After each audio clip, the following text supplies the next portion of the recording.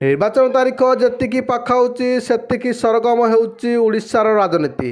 ଭୋଟରଙ୍କୁ ଆକୃଷ୍ଟ କରିବା ପାଇଁ ବିଭିନ୍ନ ଦଳ କରୁଛନ୍ତି ଜୋରଦାର ପ୍ରଚାର।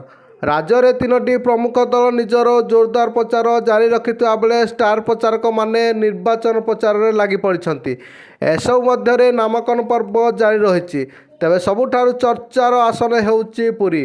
ଏଠାରୁ ଦୁଇ ପ୍ରମୁଖ ଦଳ ବିଜେଡି ଓ ବିଜେପି ମଧ୍ୟରେ ଟକ୍କର ଦେଖିବାକୁ।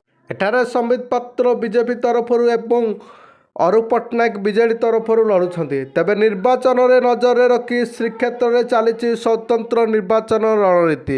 ପୁରୀ ଜିଲ୍ଲାରେ ପୁରୀ, ବ୍ରହ୍ମଗିରି, ସତ୍ୟବାଦୀ, ପିପିଲି, ଖୋର୍ଦ୍ଧା ଜିଲ୍ଲାର ଚିଲିକା ଏବଂ ନୟାଗଡ଼ ଜିଲ୍ଲାର ରଣପୁର ଓ ନୟାଗଡ଼ ବିଧାନସଭା ଆସନକୁ ନେଇ ଗଠିତ ପୁରୀ ସଂସଦୀୟ କ୍ଷେତ୍ର।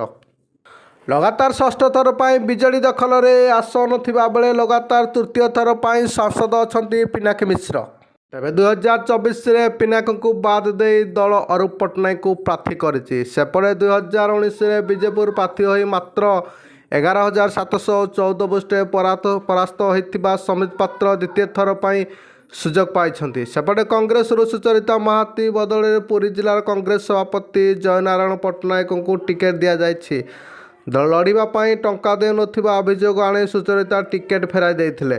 ଦଳୀୟ ପାଣ୍ଠି ନ ମିଳିବାରୁ ଲଢ଼ିବା ସମ୍ଭବ ନୁହେଁ, କିନ୍ତୁ ସେ କଂଗ୍ରେସରେ ରହିବେ ବୋଲି ଓଡ଼ିଶା କଂଗ୍ରେସ ପ୍ରଭାରୀ ଅଦୟ କୁମାରଙ୍କୁ ଚିଠି ଲେଖିଥିଲେ।